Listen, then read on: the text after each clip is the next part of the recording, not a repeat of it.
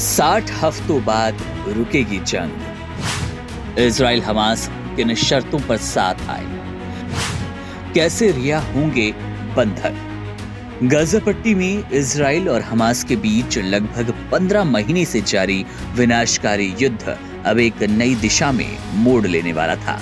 बुधवार की रात एक ऐतिहासिक घोषणा की गई जो युद्ध में राहत की उम्मीद जगाती है।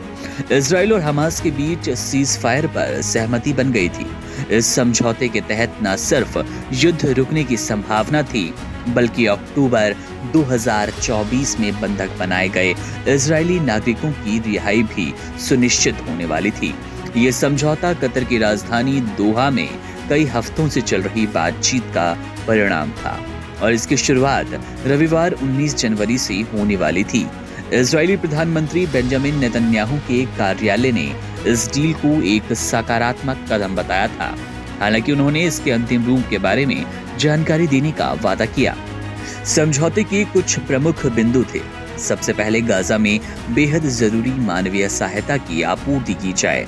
इसके अलावा हमास ने ये भी शर्त रखी कि सीज फायर के पहले चरण में इजरायली सेना गाजा सीमा से 700 मीटर पीछे हटेगी।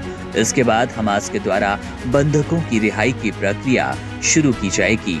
इसके बदले इजराइल सैकड़ों फिलिस्तीनी कैदियों को रिहा करेगा। इस पहले चरण में हमास 33 बंधकों को रिहा करेगा, जिनमें 5 महिलाएं शामिल होंगी, और इजराइल इसके जवाब में 250 फिलिस्तीनी कैदियों को छोड़ देगा। अगले 15 दिनों में ये पूरी प्रक्रिया करेगा। हमास बाकी बंधकों की रिहाई करेगा। इस समय दोनों पक्ष स्थायी सीज फायर की दिशा में वार्ता करेंगे। सीज फायर समझौते पर हस्ताक्षर होते ही गाजा के विस्थापित लोग अपने घरों को लौट सकेंगे और इस भयंकर युद्ध से प्रभावित इलाकों में कुछ शांति का माहौल बनेगा। ये सीज फायर समझौता कुल 42 दिनों तक चल सकता था। इसके बाद अगर दोनों पक्ष सहमत होते तो इसे स्थायी रूप से लागू किया जा सकता था। इस समझौते के बाद अमेरिका के राष्ट्रपति जो बाइडेन और डोनाल्ड ट्रंप के बीच क्रेडिट लेने की होड़ मच गई। दोनों नेताओं ने इसे अपनी कड़ी मेहनत और प्रयासों का परिणाम बताया। इजरायली प्रधानमंत्री ने डोनाल्ड ट्रंप को फोन कर धन्यवाद अदा किया।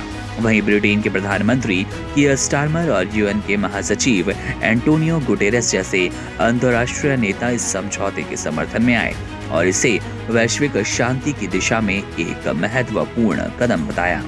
हालांकि इस समझौते के पीछे कई विरोध भी थे। इजराइल के कुछ समर्थकों ने इस डील के खिलाफ आवाज उठाई और बेंजामिन नेतन्याहू को अपने कैबिनेट से इसकी मंजूरी लेने का चुनौतीपूर्ण काम दिया। इसके बावजूद ये समझौता एक उम्मीद जगाता था। गाजा में जारी संघर्ष के अंत का समय नजदीक आ सकता है। युद्ध के इस लंबे दौर में 7 अक्टूबर 2023 को हमास द्वारा किए गए हमले में 1200 इजरायली नागरिकों की जान चली गई और 250 से अधिक लोग बंधक बनाए गए।